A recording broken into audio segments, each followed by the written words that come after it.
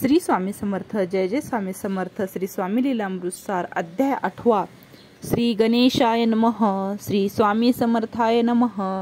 स्वामी हरिद्वाराहून निघाले, मनोवेगे काठेवाडी पोहोचले. श्रीकृष्ण त्रिविक्रम क्षेत्री प्रकट झाले. नारायण सरोवरी. नारायण सरोवर भव्य असत, करता स्नान त्या सरोवरात.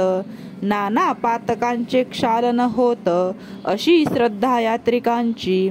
या क्षेत्राचे स्थानाधिपती महंत यात्रेकरूंकडून कर घेत.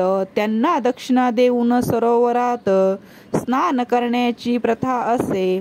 4 गुंड तीर्थक्षेत्रस्थ महंत दक्षिणा वसुलीशी नेमत. स्वामी पोहोचता तेथे स्नानाप्रित्यर्थ गुंड करीती उपहास त्यांचा. म्हणती बुवा कोठे चाललात, स्नान करण्या स्वामी सांगत. दक्षिणेची मागणी करत ते अद्भुत वर्तले. स्वामी गगनमार्गी निघाले, सरळ सरोवरी उतरले. मांडी घालून पाण्यावर बैसले. गुंड महंत गेले गांगारूनी. मग क्षमा भाकली सर्वांनी. राधाकृष्ण ब्रह्मचार्यांनी जळी उतरोनी. महाराजांनी केली विनवणी. पूजन केले स्वामींचे. तेथे एक होता ग्रंथ पंडित. त्यांच्या मनी शंका येत, या क्षणी का भूतप्रेत वशक असे स्वामींना. स्वामींनी त्यांच्याकडे पाहता, तो गर्भगळीत झाला पुरता. कुठे आहेत तुझे माता पिता. स्वामी पुसती तयांते. विप्र म्हणे ते उभयंता. नसती या जगात आता. पंचत्व पाहूनही त्या वर्षे झाली 36.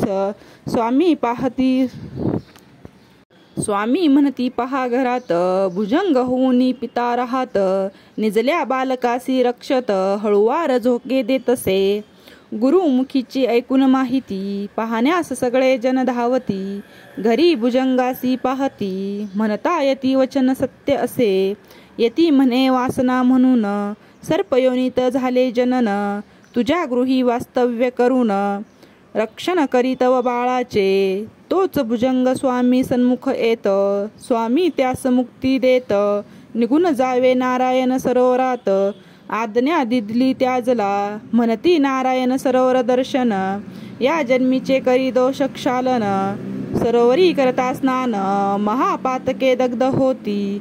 त्या महंतांच्या हातीचे कुष्ठ. स्वामी कृपा कटाक्षे बरे होत.